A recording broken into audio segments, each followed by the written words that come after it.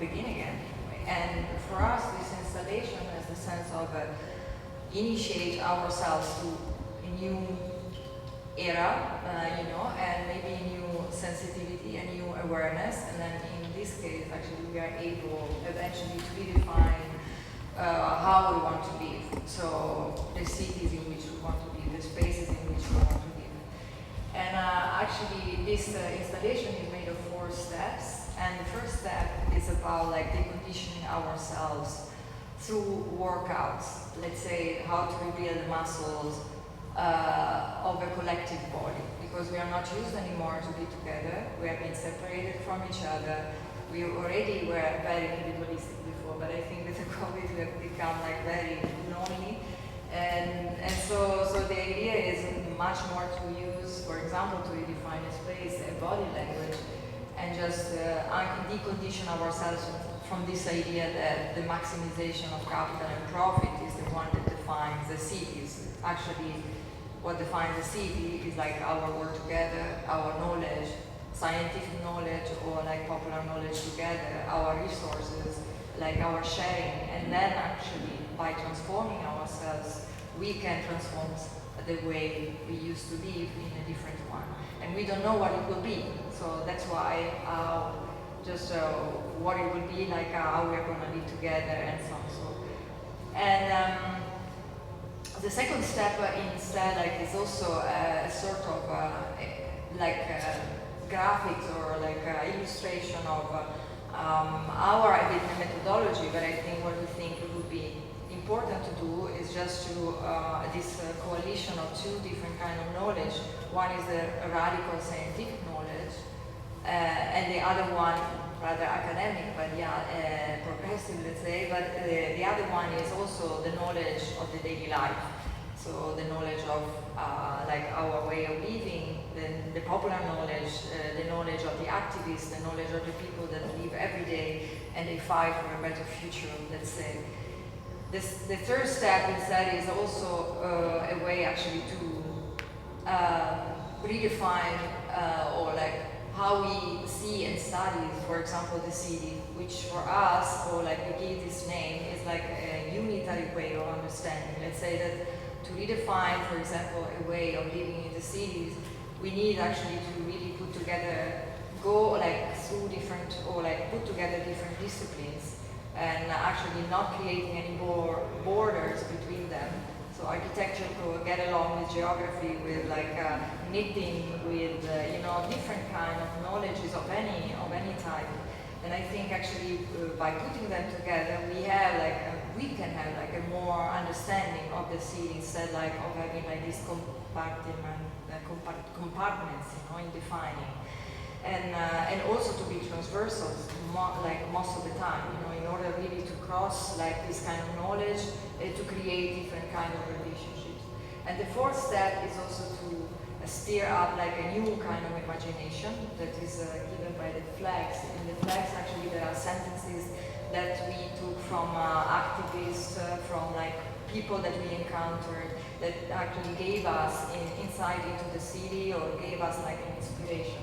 And they are, of course, eyes from in the sky, let's say, because actually when we look at an imaginary, for example, we go beyond our present obstacles, let's say. So through this, of course, we play with it. It's not, we don't take ourselves serious. But actually for us, it was like a playground in which you pass through an initiation, and then in the end, eventually, by re-educating yourself, by redefining yourself, you can redefine also the way you live.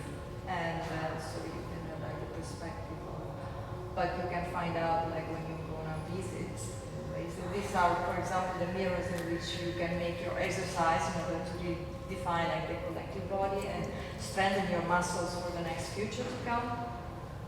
And then I just would like to show some of the projects that we did internationally. For example, this one is one of the last ones that was in Philadelphia, in which we occupied a vacant lot. So the situation is complicated. It was a private space, but then by inviting the people of the neighborhood and other people, it became an inhabited space, more public, of course. And there we redefined the way we wanted to live in the neighborhood and other issues. And it ended up like a can show, like in a reappropriation of a public space, which was like a park next to it that was not really in good condition. There were like people gambling or criminalities there, and the families and the association decided that they wanted it back, and actually we that facilitated only helped in a way to realize this moment. It was the first festival in which all the neighbors participated, in which actually they stated their will to retransform the space as theirs, and actually now the space is really physically transformed because they renovated it the way they wanted. So another project we did in the south of Italy that was called the Urban Campaign, and it was a way actually to give voice to the people that usually are not listened to, heard of. And so the idea was like really to manifest many times in the streets and to use the typical flags that usually politicians use or like the parties, political parties uses to manifest their propaganda and so on. And being in the street and say like just what you really need to say, like being very, very visible. And we occupied also a public fountain there, and every day we were there actually to really disclose the stories of the people and so on, like to be there more and more, and like just to come out, you know, like to come out and not to be inside all the time, but really to be visible, to manifest, to be present. And one other project is just also in Milan, and this was a tipi that we created with flags, again the flags, but actually that we created together with the people, and they represent different people in the neighborhood there. And actually after a parade, we came there and we used this tipi as a sort of like human or like temporary monument in order actually to make space for the neighborhood. A neighborhood that was like a dormitory where actually there is no service, nothing, neglected from the center of the city, in which actually we started our monument to a new way of living, to a new republic that we imagined, let's say, with new rules made by the inhabitants, by the people. I don't tell you everything because it's too like much. And then actually this is, I end with this photo that is really funny, but it was like a project, it was an exchange between like different artists internationally. But it's funny for me because it's like something funny happening in this space. But actually for me it reminds me of this quote of Bertolt Brecht that says, when something seems the most obvious thing in the world, it means that any attempt to understand the world has been given up. So actually even a gesture like that maybe now, because we're used to everything actually is seen as obvious and doesn't really, we don't focus on it anymore and so on. But then I think actually we are too much used to what is happening now in the world, and then we should instead like focus on it again and really put our attention and our, in a way, resources there really to define what we want. Great, thank you. Do you have a question you want to ask everyone on the panel?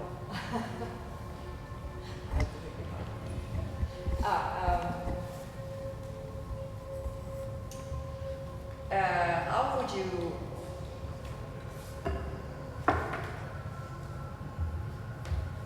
I was actually thinking about your questions about how you could eventually redefine the space, and then I was thinking about that maybe you can start to really with the chaos in a way in the space in order to invite people to redefine. But what would you think actually if people will start messing around with your space and actually not, redefining the space that you defined before? Would love that. Yeah, I think that's like the most successful parts of the city, or when you have places that have been designed on some framework for people just to take over on their own terms. And so like one of my favourite places in London is on the South Bank, and it's sort of the undercroft of a building that's been completely taken over by skateboarders and graffiti artists. And it's just incredible. It sort of becomes the stage of everyone watching the skateboarders and people just using steps and stuff for skateboarding. And a few years ago they were going to try and sort of move all the skateboarders on, and there was this huge protest actually to allow them to stay. And I just think those are the parts of the cities which are like the most successful, and are the parts that no one could imagine how they were going to transform and what they would become. think with our pavilion, we've always intended for each of the spaces to kind of suggest ways that people can use them, but are sort of open to interpretation. Part of what we wanted to do was take the opportunity to see how different visitors would actually interact with these installations and what they would start to do with them in a way that we never could have kind of predicted. I think it's a similarity across a lot of the exhibitions, though, that they pose more questions than they give necessarily like solutions. And I think that for us, we saw, as Maggie was saying, we saw the exhibition as like a way to test these ideas, but also to learn from how people interact with these spaces. And you know, it took us a while to actually be able to come here, but it was really interesting even yesterday to see people use the spaces in ways we never even expected or imagined. And so I think that that's the success of a space is maybe when people are encouraged to do things that you never even thought they would do then. I don't know what you guys think. I think what you're raising is also the question of how open spaces can actually be, and to whom spaces are actually open.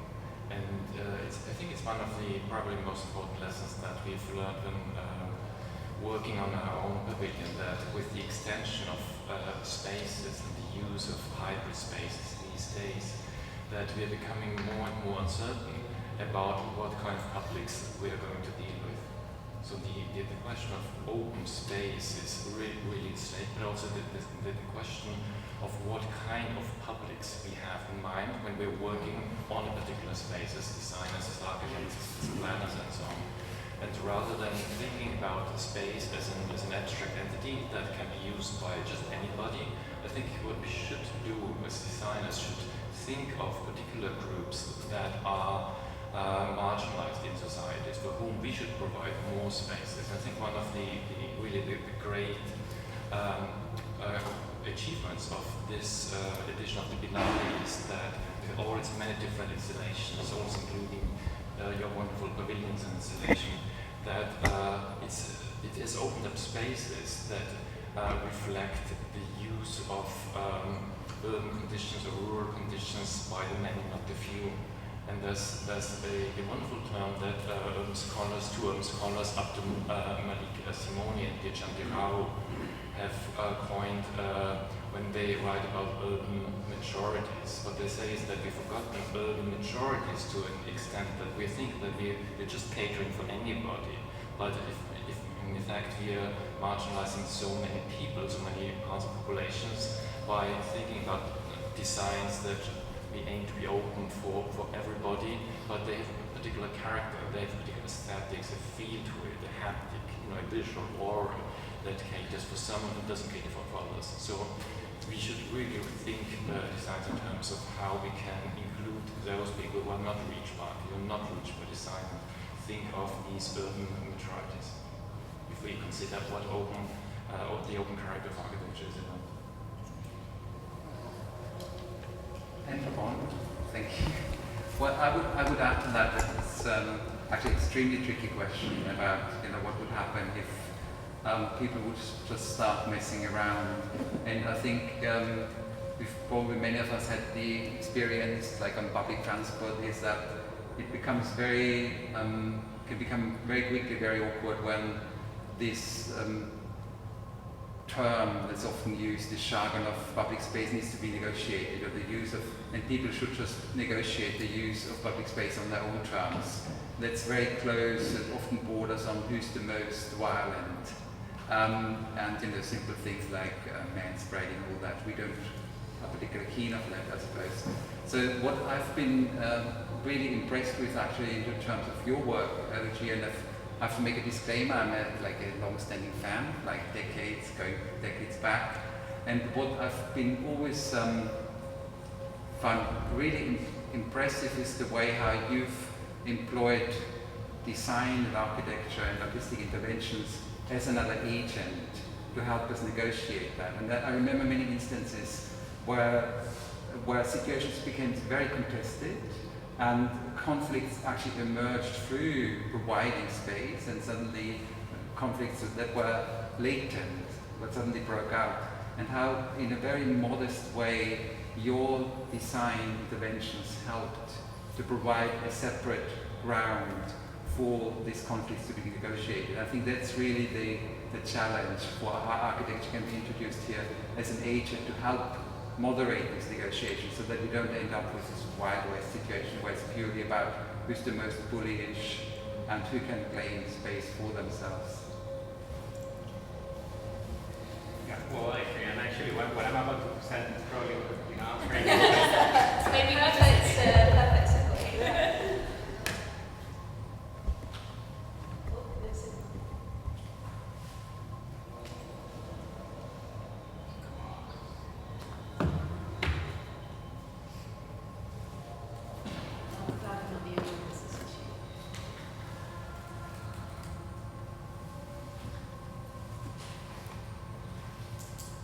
So here we go. Okay. So I'll be presenting the European Pavilion, playground artifacts for interaction. We respond to the prompt, how we will live together, with an action, reflection, by using a local problem to take on a global challenge. The project aimed to remove gates and fences from public spaces in various districts of the capital and of Peru, and transform them into artifacts inviting people to interact. Peru is still recovering from the scars of an internal conflict that raged from 1980 to 2000s. The people of Lima started gating their streets as a defense mechanism. More than 20 years later, we have not stopped engaging ourselves. Like the rest of the world, faced with the persistence of the media and the precariousness of global politics and the new order that is taking shape through the pandemic, we're becoming wary of each other once again. This situation could further exacerbate the fear of the other and increase atomization. Gates reify our fears, and we need to work in ways to transform those fears into opportunities. The normalization of the use of gates is becoming part of the urban landscape and the collective unconscious. This is reflected nationally as well as internationally, especially in recent times where more gates have been installed, but we notice them less. Because of this, we need more places for integration and less exclusionary devices. It is necessary to stop and reflect on what the cost of this phenomenon is to the city and its dwellers. Public space is meant to be experienced by all citizens on equal footing. In Lima, from the most exclusive areas to the poorest of the city's areas, this situation has become invisible. Maybe it has to do with our education. Here, the top schools in Lima and their facade walls. The more exclusive the school, the taller and uglier their walls. So these security elements come segregation devices, were turned into benches, playground games, soccer goals, and so forth, in an effort to rechannel all the time, energy, and money expended into building barriers, by breathing new meaning and life into the raw materials. Like this ladder and Carola, a seesaw artifact. We really like the seesaw. This game teaches how we can relate, interact with others. So the game requires two parties, and in order to start, they both needed to be leveled. Once both are in equilibrium, one will ascend or descend depending on the contract with the other, and then they'll take turns. They always depend on each other. Through balance and play, trust emerges. Trust becomes paramount in order to create harmony and a fluid interaction during the play. The game starts and finishes with both parties being leveled in order for there to be success. It's about subtle communication played out in physical form and intuition. It's a game that teaches us that we all are mirrors of one another. This ladder was part of the entry gate. The operation was only turning at 90 degrees. The artifact helped us reflect that once you climb to the top of the ladder, it's always better to have someone holding the stair so it won't fall. Here's the mock-up for the love seat artifact that we did.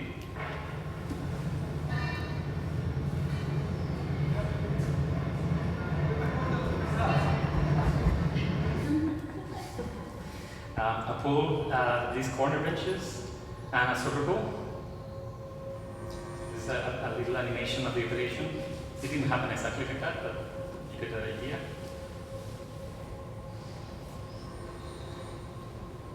And also lenticular panels are attached to the entry gate, where two versions of the same photograph, with and without gates, coexist. Through the film, the gated photographs will disappear into emblematic spaces clear of them.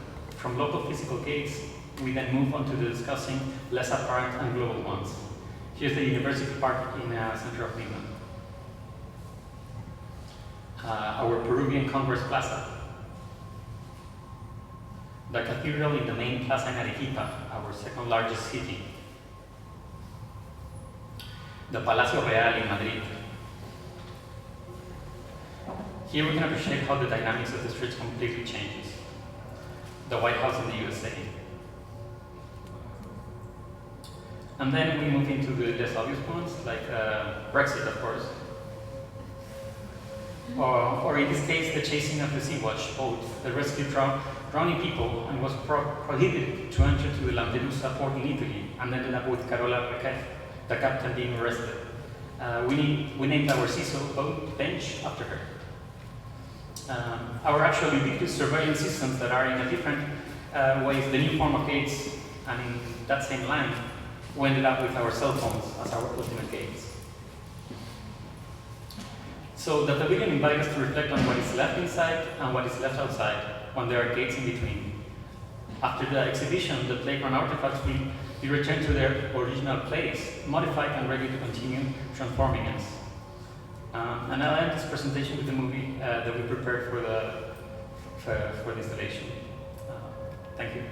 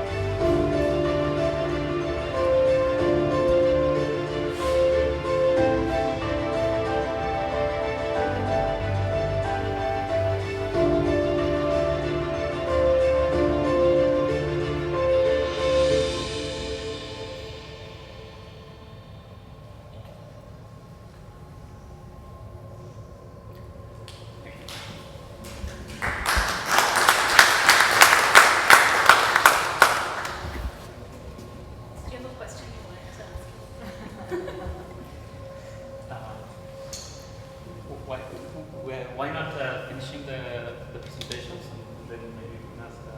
Sure. If you guys want to talk about those people.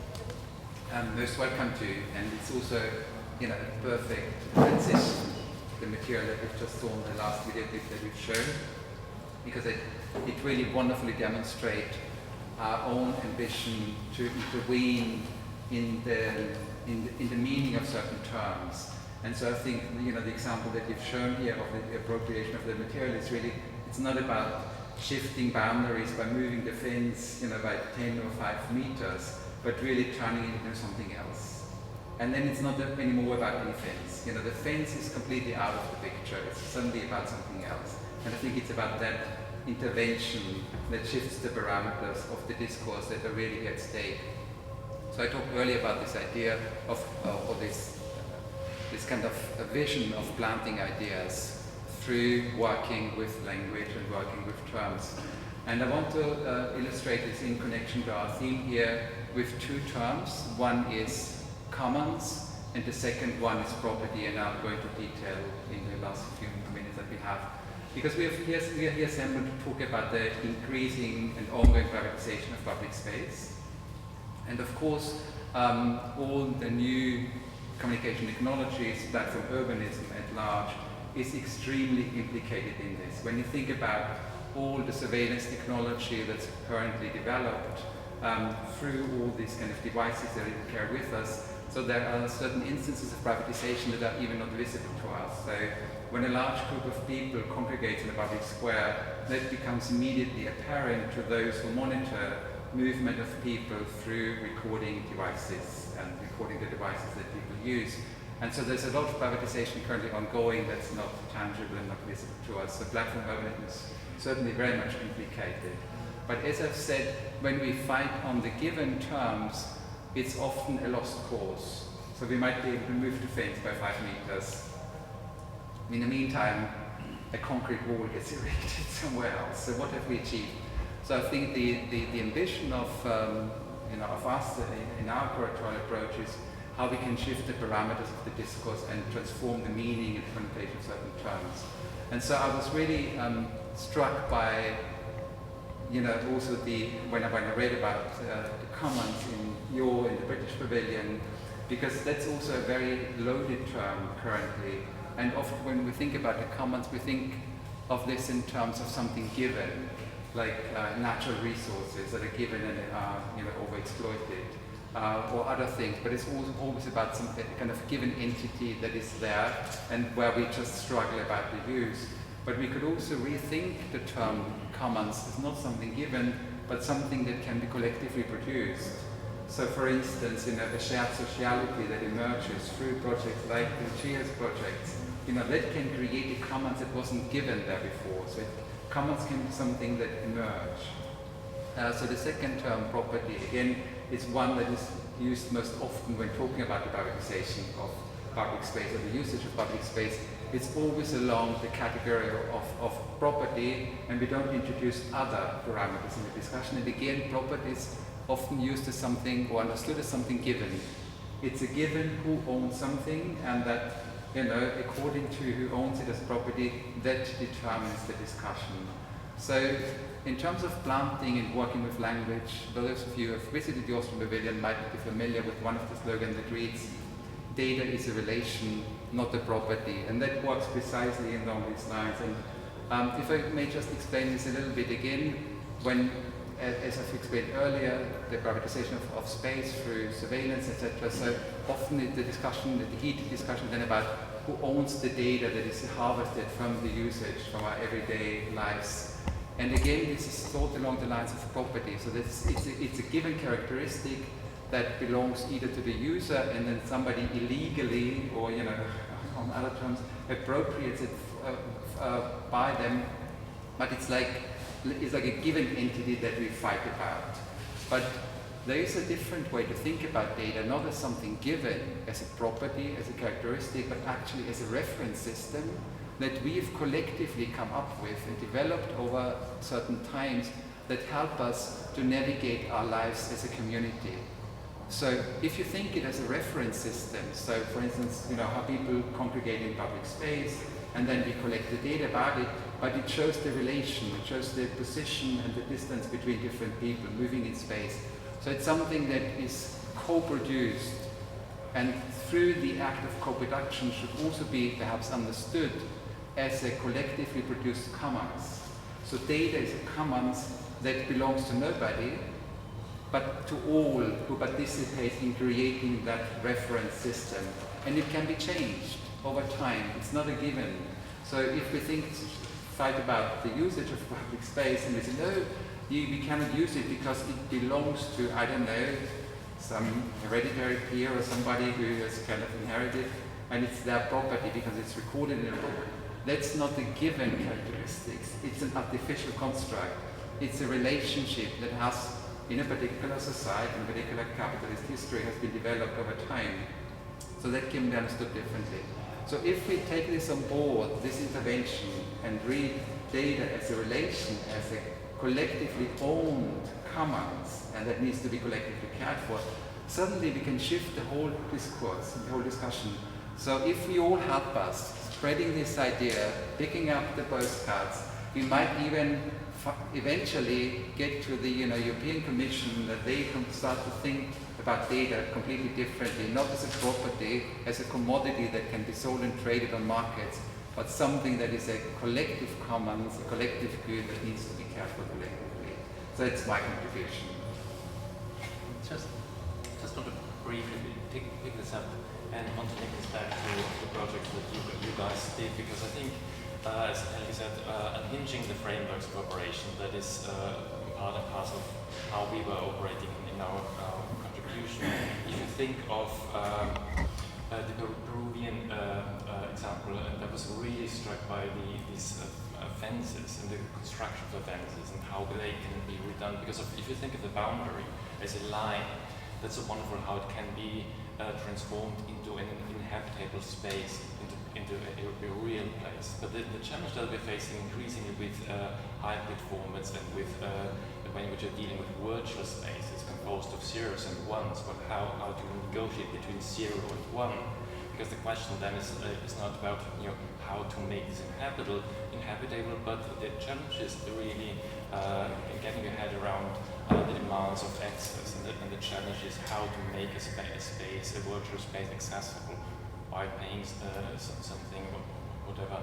And I was really struck by thinking about, for instance, about the pub that you guys have installed in the British Pavilion, because it's such a wonderful space that made me think of how one can translate this into some virtual coming together. Because even I myself, who don't really like drinking beers, I love going to pubs, and that's not because of what many people would associate a pub with, but about a certain climate that has been existing throughout so many different decades, and the flexibility of space, the ability of such space is just wonderful. And I'm really struck by these examples, and the question is really how to translate the many additional spheres that we are now dealing with. That's a question for the future, though. To quote the karaoke lyrics in that room, it's more than just a pub. I think we were really interested in how often there is a perception that the pub is sort of somewhere that you go for drinking, but actually in places around the UK where you see a really high closure of pubs, you often see an increase in alcoholism. So it sort of shows that the pub is actually more than just a place to go and drink. It's a sort of huge community place, and something that room does. Room designers have designed it so that the bar structure sort of changes in heights, which then allows everyone to come and sit around the table, no matter what their age, whether they're in a wheelchair. And I think it's really interesting, sort of these very simple design moves, what they can achieve, and that's something I found really powerful in your films and animations, where you're showing the removal of the railings around all these public spaces, and sort of showing us how sort of simple it is sort of physically to remove these railings, but actually it's a very kind of loaded political statement to do. And we were really interested in our research. We found that in World War II, a lot of the railings around garden squares were removed because the railings were sort of melted for ammunition. And in fact, what happened was you had all these garden squares that were traditionally gated, sort of open to the public for the first time. And there was lots of research out there showing these amazing kind of texts from people like George Orwell, talking about how these spaces were suddenly places that everyone from all walks of life could meet for the first time. And then, of course, after the war, the railings were reinstated, and you kind of lost that kind of gathering space that was allowed for anyone. And I suppose we're sort of really interested by both those tangible barriers, but also the kind of intangible kind of legislative policy kind of scale that we also need to be acting in as architects if we really want to create meaningful change. And when you showed that slide as well of Brexit, it's always kind of painful to remember that Brexit happened. It was very painful to suddenly have to go into a different queue in the airport and stuff at the moment, but again it just shows how it is about both these kind of very physical barriers, but also these kind of legislative and intangible barriers. And I think that's something that's sort of really interesting across all the pavilions, especially as we're going into this more kind of digital age. How do we kind of broach these kind of physical, digital? We